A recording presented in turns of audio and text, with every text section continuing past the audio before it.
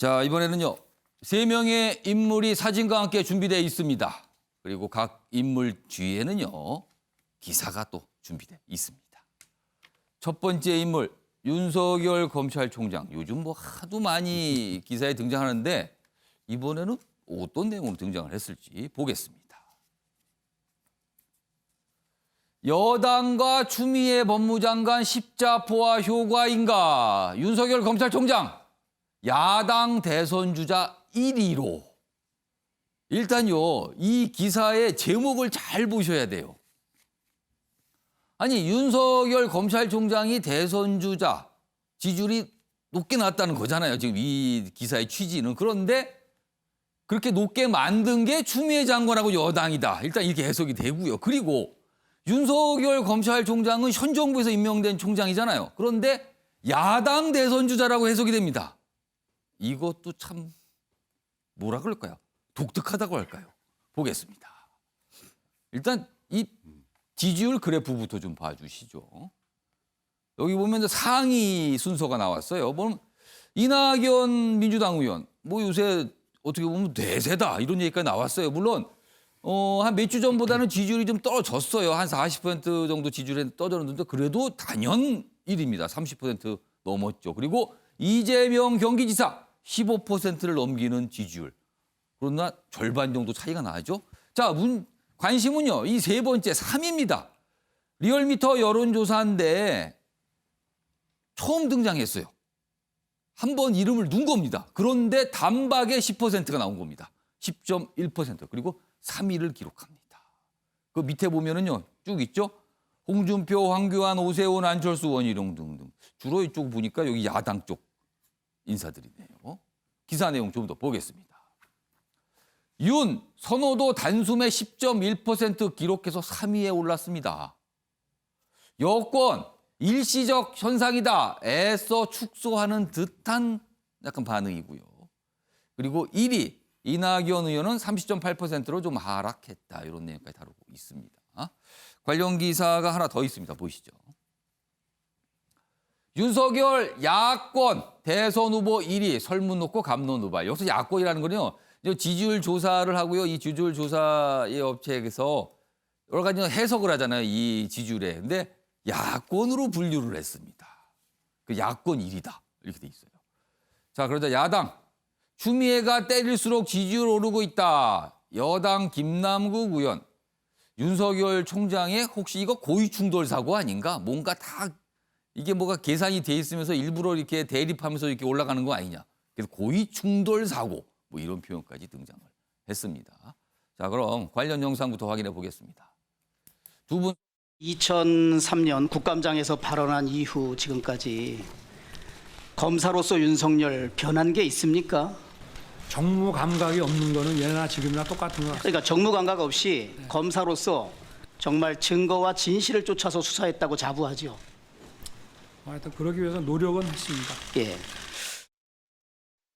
코로나19가 정말 대구에서 갑작스럽게 창궐 하면서 여기에 대해서 많은 국민들이 압수수색해야 된다. 법무부 장관님도 적극적인 검찰의 압수수색을 해야 된다라고 지시를 했는데 그 당시에 검찰이 경찰의 압수수색 영장 신청에 대해서 2번이나 반려하면서 골든타임을 놓쳤다라고 하면서 많은 비판이 있었던 거 아시죠? 압수수색을 했더라면 아마 CCTV를 통해서 그 교인들을 다 누가 거기 출입했는지 알 수 있었을 건데요. 이 귀중한 자료를 확보를 하지 못하고 제때 방역을 하지 못한 그런 우려를 범한 것이죠. 자, 뒤에 영상은요. 최근에 몇 가지 검찰 수사에 대해서 법무부 장관과 여권에서 좀 비판하고 압박을 했잖아요. 근데 뒷부분은 신천지 관련 압수수색 이런 거 지시했는데 왜 안 따랐냐. 그러니까 이런 것까지 지금 압박을 지금 들어왔었어요, 사실은. 그런 영상도 좀 준비해서 보여드렸습니다. 자, 그럼 변환봉 변호사와 오창석 평론가께 미리 질문을 드렸어요. 지금 윤석열 검찰총장 어떻게 보면 선호도 조사, 뭐 지지율 조사 왜 이렇게 뜨나? 그리고 이 현상에 누가 가장 당혹스러울까? 이거를 좀 써달라고 좀 부탁을 드렸어요. 자, 그런데 변환봉 변호사는 100kg이라고 쓰셨어요. 이거 무슨 뜻입니까? 약간 질문의 취지하고 좀 다를 수도 있을 것 예. 같은데 당연히 뭐 이제 적의 적은 나의 아군이다라는 말도 있지 않습니까? 예. 현 여당에 대해서 가장 이제 좀 어떻게 되면 송곳을 들이대고 있는 사람이기 때문에 야당 지지자로서는 야당 측이라고 해석을 할 수도 있긴 하겠죠. 예. 또한 이제 한 문재인 대통령이 우리 윤 총장님 하면서 가장 축에서였던 분이셨었는데 지금 가장 또 좀 골치 아픈 자리가 됐으니까 아마 여당에서도 가장 당혹스럽긴 하겠죠. 근데 이제 거기에 대해서는 현상의 분석은 뭐 당연할 거고 저는 거기서 얘기를 말씀을 드리고 싶은 것은 윤석열 총장이 과거 했었던 말이 있습니다. 그러니까 주변에 자꾸 총장을 흔들고 있는데 어떻게 생각하시냐? 제가 몸무게가 100kg이라 쉽게 흔들릴 사람이 아닙니다라고 얘기를 했었죠. 아, 스스로 100kg이라고 밝혔다. 얘기를 했었는데 지금 오히려 윤석열 총장이 생각을 해야 될 것은 본인이 했던 그 100kg의 무게라고 생각을 합니다. 본인이 스스로 정무 감각이 없다고 얘기를 했었는데 예. 지금 상황에서 본인이 정무 감각을 발휘하려고 하는 순간 검찰도 망하고 윤석열 총장도 망할 수밖에 없을 것 같습니다. 망한다는 표현은 이제 스스로 자충수를 둘 수밖에 없다라는 의미거든요. 이럴 예. 때일수록 그냥 검사로서 검찰총장으로서의 직분에만 충실하고 전혀 정무 감각을 발휘하지 않고 여론에서 뭐 대권 주자 몇 인의 얘기가 나오더라도 나는 정무 감각이 없습니다. 검사일 뿐입니다라는 자세를 견지하고 100kg으로서 그냥 가라앉으시는 게 필요하신 것이지 물에 떠올려 하는 순간 더 지금보다 큰 안팎의 그 순환을 겪으실 수밖에 없기 때문에 예. 그 말씀을 한번 드리고 싶었습니다. 그러니까 이런 선호도 조사 나오는 거 이런 거 신경 쓰지 전혀 말고 그러시면 안 그냥 됩니다. 본인이 원래 하는 일만 100kg으로 예, 무게로 가라앉으셔야죠. 가라앉아야 된다. 예. 그 말씀이시네요. 자, 오창석 평론가는 두 개 질문 미리 드렸죠. 왜 네. 뜰까? 그리고 누가 제일 당혹스러울까?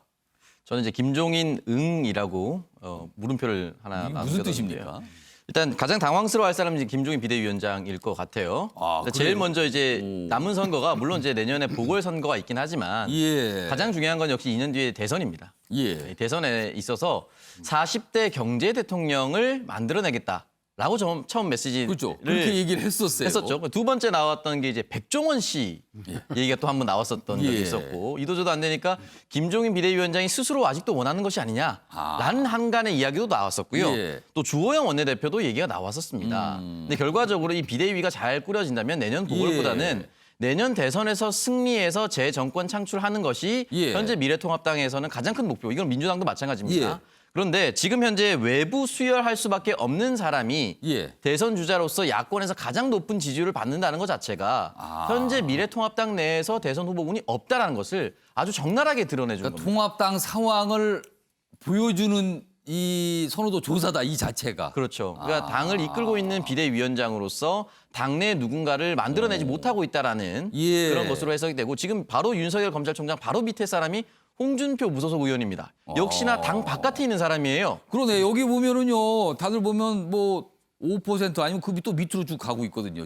이 선호도 조사의 지지율은요. 네, 그러면 그 바로 밑에도 황교안 전 대표이기 때문에 당 밖의 사람이고요. 그 바로 밑에도 오세훈 전 시장이기 때문에 또 당 밖 사람입니다. 그러니까 지금 현재 미래통합당 당 내에서 예. 어떤 사람을 대선 후보군으로 끌어올리지 못하고 있다는 아주 적나라한 현실이기 때문에 그러니까 여기 두 인물이 당 밖이라는 거는 현역 의원이 아니다는 뜻을 말씀하신 건가요, 지금? 그렇죠. 어. 현역 의원이 아닌데 예. 만약에 현역 의원이 아닌 사람이 다시 대선 후보가 된다는 것도 역시 당내의 사람이 예. 대선 후보급 사람이 없다는 것이죠. 그건 역시 그 정당으로서는 굉장히 좋지 않은 예전에 한 10년 전에 박원순 시장이 처음 당선됐을 때요. 예. 그 당시 민주당이 박영선 후보와 당시 이제 시민단체에 있었던 박원순 시장과 경선을 붙였습니다. 예. 그거 자체가 민주당 상황이 정말 좋지 않았다는 적나라한 현실을 드러내주는 것이었거든요. 지금 그때의 상황이 지금 거의 미래통합당의 상황과 다를 바가 없다. 윤석열 총장이 본인이 이제 다음부터는 내 지지율 조사를 빼달라라고 하는 것과 무관하게 예. 지금 현재 가장 큰 야당에서 대선 후보가 없다는 것 자체 이거 굉장히 큰 리스크로 작용하고 있을 겁니다. 그러니까 통합당 그리고 김종인 비대위원장 입장에서는 이게 당혹스러운 조사 결과다. 이렇게 해석을 해 주셨어요. 최영학 의원님. 네. 궁금합니다. 윤석열 검찰총장은 여당 사람입니까? 야당 사람입니까? 아니 뭐 아무 쪽도 아니에요. 아무 쪽도 아닙니까? 자기가 뭐 검찰로서 검찰총장으로서 예. 승부 내신 분이니까 예. 정치적 색깔을 내면 안 되는데 최근에 나온 이 여론조사에 보면은 윤석열 총장 잘하고 있다 45%, 예. 못하고 있다 45.6%. 거의 같습니다. 거의 같은데 못한다는 게 조금 더 많아요. 약간 많아요. 0.1%. 근데 예. 못한다는 내용에 뭐가 있냐면요. 예. 더 세게 해야 되는데 안 하고 있다가 못한 데에 들어간 거예요. 아, 이유가. 예, 그러니까 지금 무응답이나 잘 모름 뭐 이런 사람들이 일단 예. 어떻게 하든지 지금 뭐 질이멸멸한 야당을 봤을 때 윤석열 총장이 그나마 예. 각을 세울 수 있는 분이 됐다는 면에서 봤을 때는 그렇게 이름이 오르는데 예. 일단요 정치적인 것은 윤석열 총장에서는 일단 그 방정식에선 빼줘야 됩니다. 예. 제일 국민들이 바라는 것은 윤석열 총장이 제대로 검찰의 개혁과 검찰에 나갈 길을 해주는 건데 예. 이런 얘기들 많이 들어요. 사람을 채용할 때 의심이 있으면 쓰지를 말고 썼으면 의심하지 말라.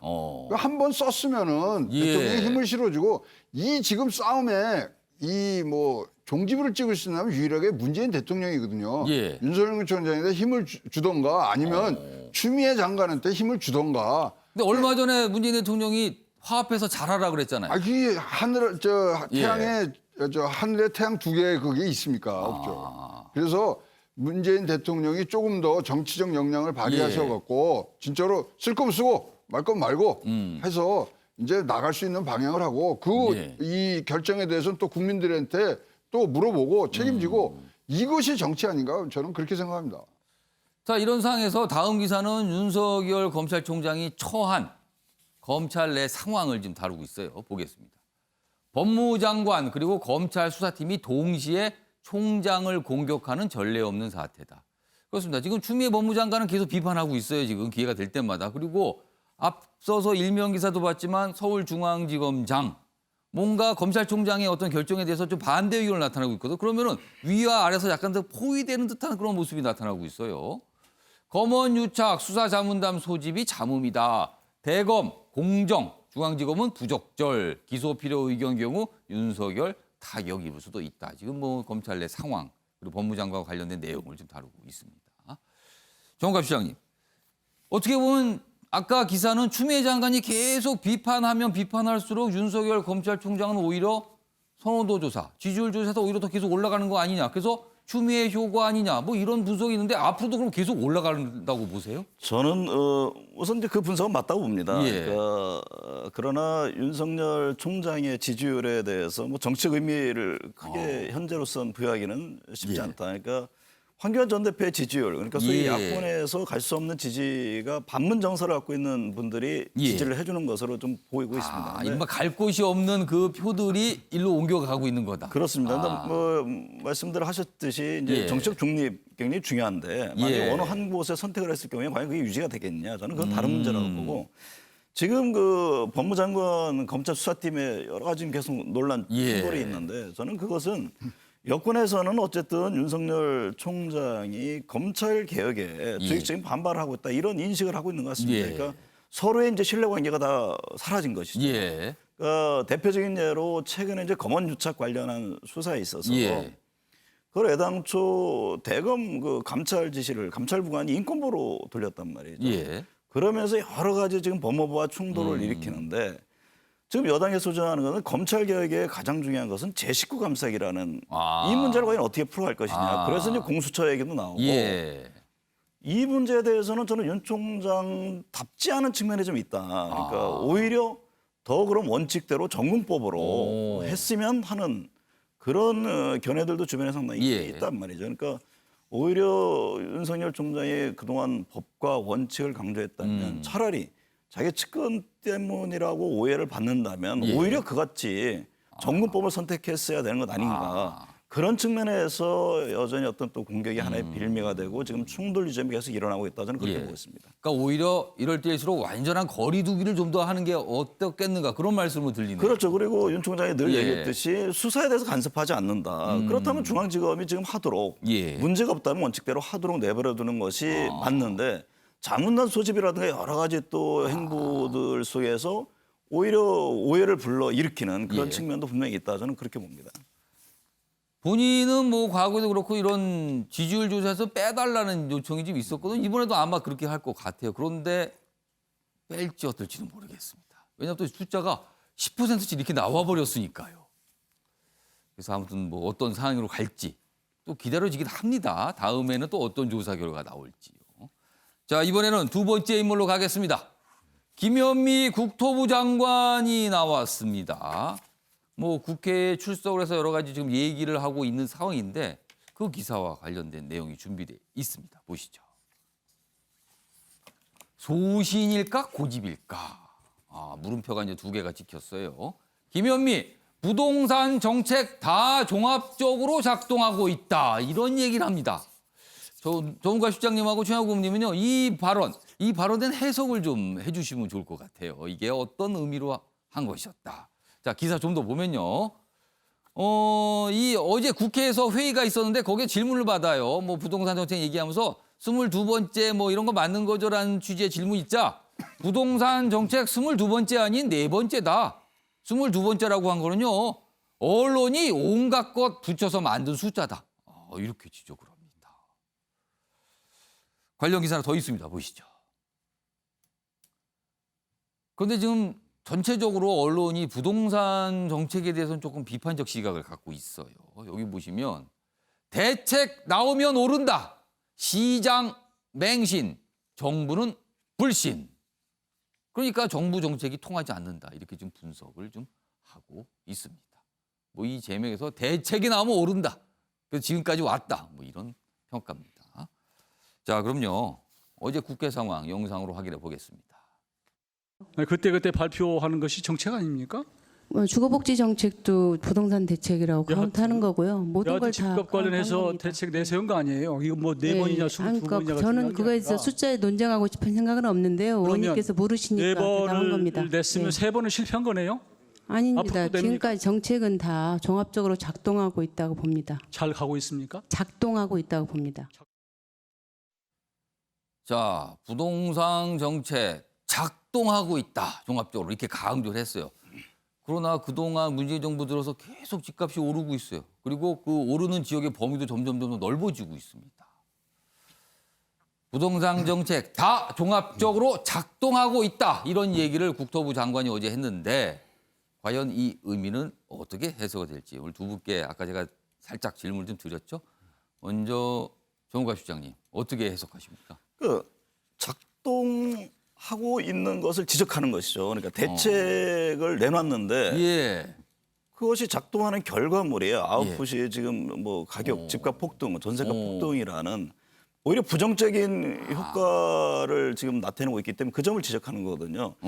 저는 김현미 장관이 지금 어제 국회 답변 방금 보셨습니까? 굉장히 감정적인 대응을 하고 있다고 봅니다. 그러니까 그렇게 보셨군요. 어쨌든 간에 현 상황, 여러 뭐 정부의 고충도 예. 분명히 있을 겁니다. 그러나 결과적으로 지금 가격 안정이 되지 않고 오히려 국민들, 서민들이 굉장히 어려움을 준다면 우선 그 부분에 대해서 좀 사과를 하는 게 맞는 것이죠. 그러니까 뭐 숫자가 22번이냐 4번이냐 뭐 다 작동하느냐 안 하느냐 이런 차원의 얘기가 아니라 예. 우선 그 좀 국민들께 좀 죄송한 마음을 갖고 그러나 이렇게 정부가 추진하고 있다라고 전개를 하는 것이 맞는 것이지 예. 마치 감정적으로 어떤 의원과 어떤 대응하듯이 하는 것은 저는 맞지 않다. 그리고 그 사실은 이 부동산 대책이라는 게 좀 최근에 유동성 문제라든지 예. 여러 가지 공급이 지금 안 되는 이 불안감에 촉발하는 측면도 꽤 있습니다. 그러니까 예.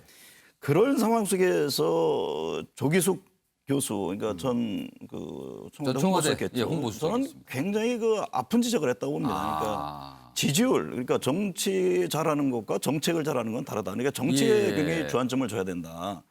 그 점에 대해서 저는 이 정부 굉장히 좀 깊이 있게 받아들일 필요가 있다고 봅니다. 그러니까 정책적으로 지금 어떤 점이 성공했느냐. 예. 라는 걸 가지고 나중에 평가를 하는 것이거든요.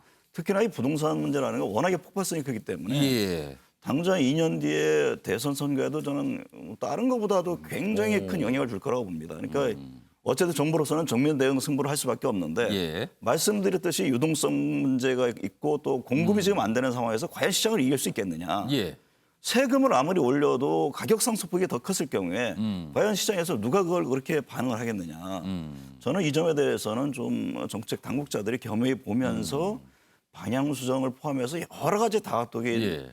검토. 그것은 굉장히 겸허함 속에 나온다. 그렇게 말씀드리고 싶습니다.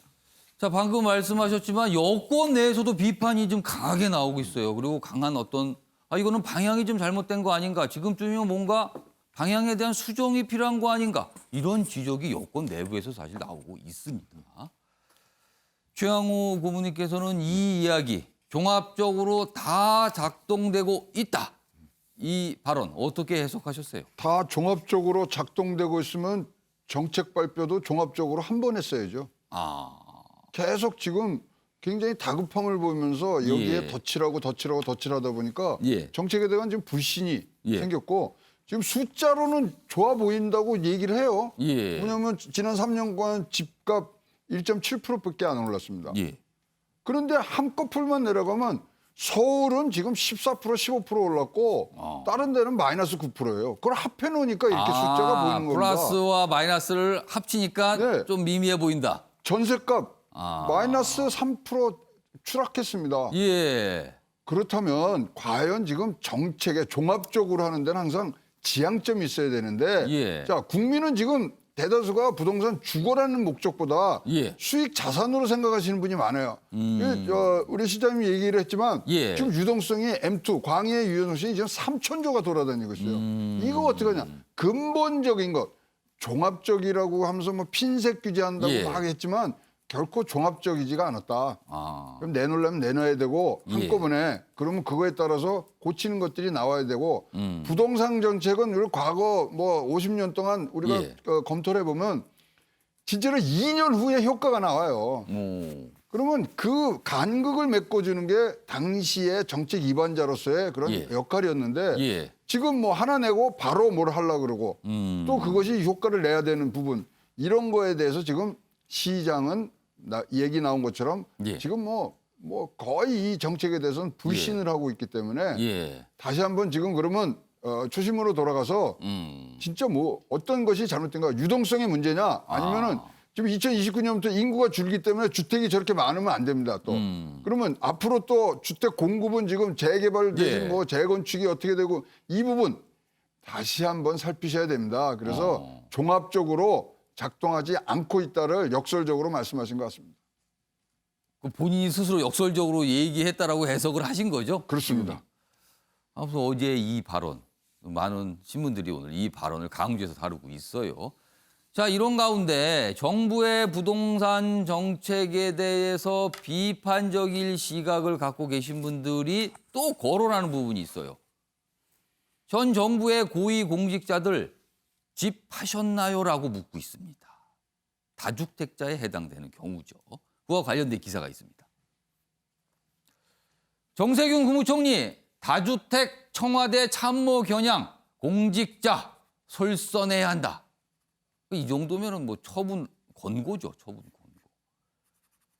노영민 비서실장 청와대 대통령 비서실장이 한 채만 이렇게 얘기한 게 반년이 지나도 뭐 별로 달라진 게 없다는 거네요. 비서관급 이상 12명이 다 주택자다. 뭐 그 사이에 청와대를 떠나신 분도 있어요. 그냥 별 변동 없이. 뭐 이런 얘기가 공직자 솔선해야 얘기가 나왔어요. 자, 그럼 이 발언도 확인해 보겠습니다. 아무튼 뭐 공직자들이 솔선하는 것이 좋다고 생각합니다. 정부가 나름대로 많은 노력을 하고 있는데 근본적으로 지금 너무 많은 유동성이 시중에 풀려 있습니다. 다시 말해서 돈이 너무 많다는 이야기죠. 거기다가 국제적인 저금리 상황이 벌어지고 있어서 이렇게 많이 풀린 돈, 개인들이 가지고 있는 돈이 갈 곳을 찾지 못하다 보니까 이제 부동산 쪽에 몰림으로 해서 정부의 많은 노력들이 제대로 기능하지 못하는 그런 상황도 일부 나타나고 있다고 보고 있어서 전체적으로 특단의 노력이 필요하다 저는 그렇게 보고 있습니다. 자, 두 가지를 얘기합니다. 솔선을 얘기하고요. 그리고 시중에 돈이 엄청나게 많아서 그게 영향을 받고 있다. 그러면서 마지막에 특단의 노력을 얘기합니다. 아마도 이 솔선이 그 특단의 노력에 들어갈 것 같아요. 오창석 평론가. 사실 부동산 정책, 이런 정책 같은 게 힘을 주고 신뢰도를 높이는 거는 고위공직자, 결정 그 선상에 있는 고위공직자가 직접 솔선수범하면 되는 거죠. 그러면은 대단한 신뢰 그리고 힘을 받게 되는데 그게 아쉽다는 취지로 들려요, 지금요. 네, 사실 이제 이 정부 정책이 나왔을 때 공직자들이 바로 팔았으면 좋았을 것 같은데 예. 일정 부분 전 진퇴양난이 좀 있을 것 같아요. 왜냐면 만약에 지금 서울 집값이 예. 부동산 대책 이후에 집값이 올랐어요. 예. 만약에 이 다주택자가 팔았는데 시세 차익이 많이 생겼어요. 그럼 결국은 이 현 정부가 다주택자를 하지 말라고 해서 고위공직자들이 집을 팔았는데 예. 시세 차익이 몇 억대로 발생했다. 그러니까 오래 들고 있었으면 차이가 더 많았겠네요. 그렇죠. 그럼 그러면 그 혜택을 결국은 청와대 사람들만 봤다.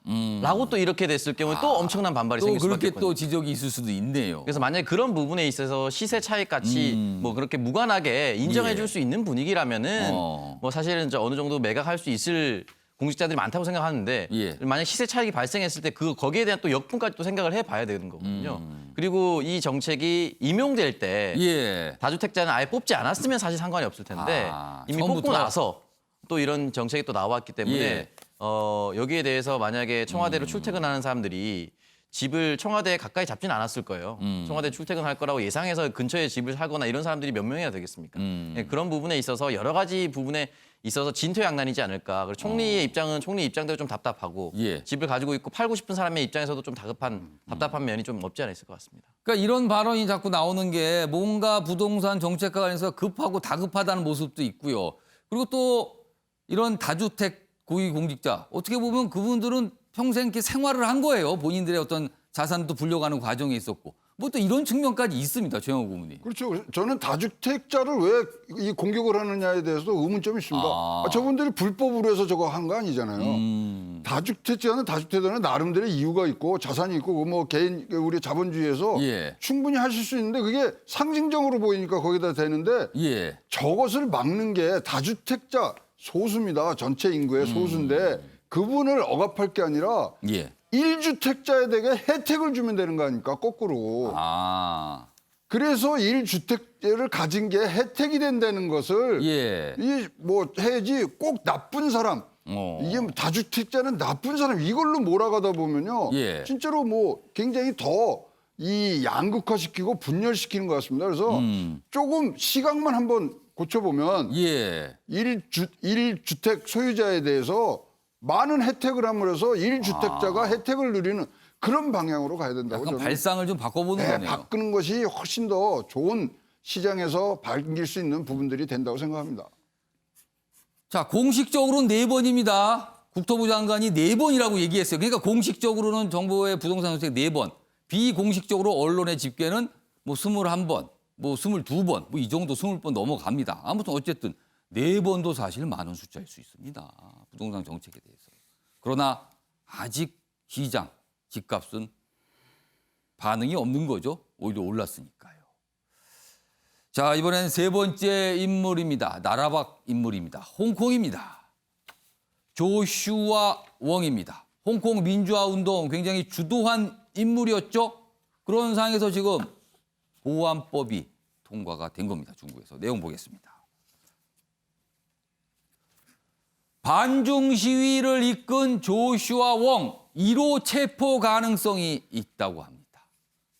1호 체포. 중국 홍콩 보안법 시행입니다. 홍콩에 보안 기관을 세워서 관리를 파견합니다. 그럼 이 자체가 어떻게 보면 굉장히 우리는 우리의 엄혹한 시절의 기억들이 있잖아요. 이거 무시무시한 기관이 될 수 있습니다. 국가 분열, 정부 전복 범죄엔 최고 종신형이 적용될 것으로 전망합니다. 굉장히 엄하다는 거죠. 자, 그럼 이 민주화 운동하고 있는 반중 단체는 어디로? 조슈아 웡 속한 당 등 해체 선언했습니다. 왜냐하면 위험할 수 있기 때문에. 그래서 개인적으로 활동한다. 이렇게 선언들을 했어요. 오늘 대규모 반대 시위는 벌일 듯하다. 그러나 이렇게 강력하게 지금 나서고 있는 상황이잖아요. 내용 하나 더 보겠습니다. 반정부 구호 외쳐도 최고 종신형 일국 양제는 끝났다.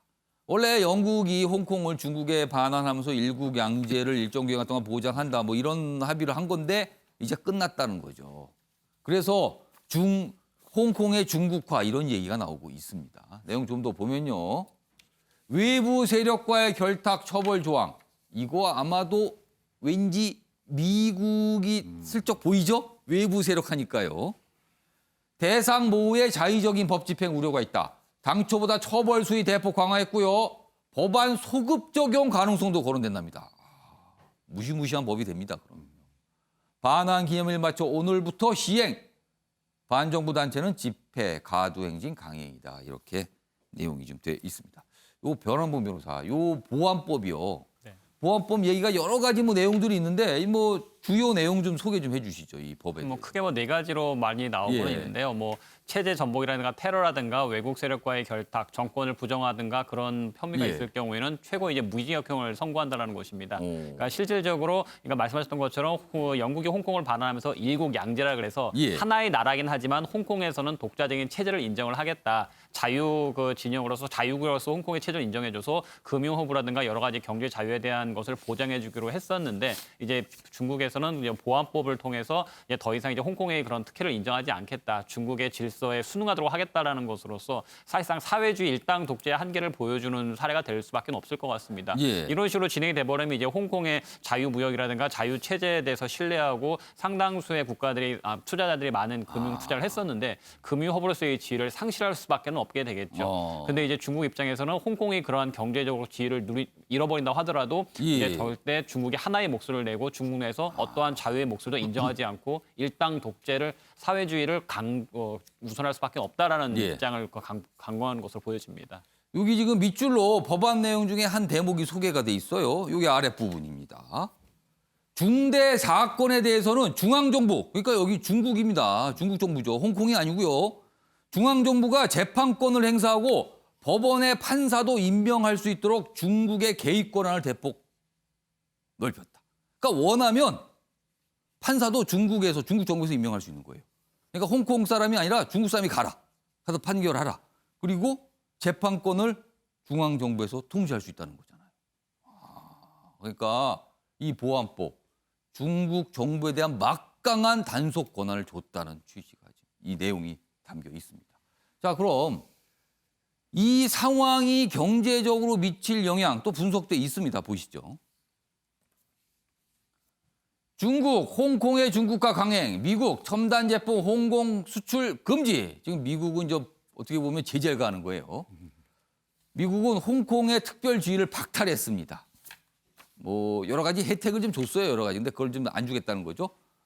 여기 보면 요 중간입니다. 미국 홍콩 관세 혜택 즉각 중단했고요. 아시아 금융허브 지위에 직격탄을 받을 수 있다. 그러다 중국 히토류 보복카드 사용 뭐 이런 가능성 얘기가 나오나 봐요. 히토류는 사실 중국이 거의 다 갖고 있거든요. 미국도 아쉽습니다.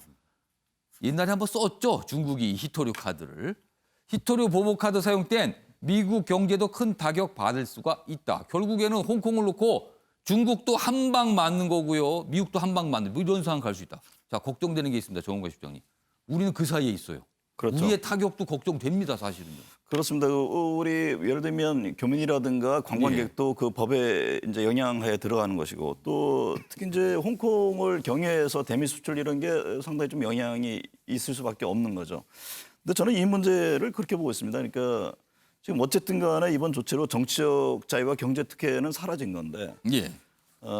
과연 그렇다면 지금 미국이 그런 경제적 특혜를 빼앗는다고 해서 홍콩이 무너질 것이냐. 저는 이 점에 대해서 중국 정부가 승부수를 둘 거라고 봅니다. 그러니까 중국과 미국과 중국이 지금 엄청난 지금 경쟁을 하고 있는데 예. 하나의 홍콩이 상징화가 돼서 경제 특혜를 빼앗았을 경우에 과연 홍콩이 어떻게 될 것이냐. 이 부분에 대해서 저는 중국 정부가 굉장히 염두에 두고 상당히 금융적이라든가 여러 경제적인 그 지원을 강구할 것으로 저는 봅니다. 그러면서 홍콩 거래소 움직임이라든가 이런 전반적인 흐름 속에서 미국 한번 해보려면 해봐라. 예. 우리는 일국양제, 소위 중국 체제 안으로 끌어들였지만 홍콩의 경제적 움직임 상황은 예전과 다를 바 없고 또 더 나아질 수 있다라는 이런 측으로 어떻게 보면 미중 간의 어떤 갈등이 홍콩을 통해서 상당히 좀 집약하면서 당분간은 나타날 가능성도 있다. 저는 그렇게 보고 있습니다. 결국 홍콩이 미국과 중국의 격전지가 될 수 있다. 지금 이런 우려도 지금 담겨 있습니다. 지금요. 자, 이번에는요. 시청자 여러분께서 올려주신 댓글을 소개해드리겠습니다. 아침의 매일경제는 유튜브로도 생중계되고 있고 오늘도 많은 분들이 올려주셨어요. 자, 댓글 화면으로 소개해드리겠습니다. 지금 국회 상황, 그 추경과 관련된 댓글들이 오늘 꽤 많이 올라왔습니다. 첫 번째 댓글은 이렇습니다. 졸속 심사라니요. 국회가 신속하게 일 처리해준 민주당은 참 잘하고 있습니다. 아까 민주당의 얘기에서 이해할 수 있다. 잘하고 있는 거다. 이런 평가고요. 밑에입니다. 민주당이 책임지고 한다더만 야당 탓하지 말고 꼼꼼히 심사해야지. 잘한다고 하더니 왜 꼼꼼하지 않은 거야? 이런 질타가 좀 느껴집니다. 다음입니다. 코로나 장마로 국민들 짜증나는데 국회를 보면 더 화가 납니다. 그렇습니다. 국민들 눈에는 국회는 그냥 하나의 덩어리로 보일 수도 있어요. 자, 그다음 댓글은 국회는 국민을 위한 국회인가? 질문했죠. 아닌 것 같으니까 물어보신 겁니다, 지금. 자, 이번에는요. 부동산 정책과 관련된 댓글도 준비되어 있습니다. 부동산 정책, 집 없는 사람들을 위한 정책을 해야 합니다. 그리고요, 두 번째는요. 경제는 우울하고 백수는 넘쳐나고 부동산은 폭등하고 점점점. 뭐가 생략됐을까요? 살기 어렵습니다. 뭐 이런 말이 생략돼 있을 것 같습니다. 마지막 댓글은요. 투자할 데가 없어서 부동산에 돈 들어간 걸 문제 삼아야. 뭐 이런 어떤 진단도 좀 해주셨습니다. 자, 오늘도 댓글 올려주신 시청자 여러분께 감사 말씀드리겠습니다.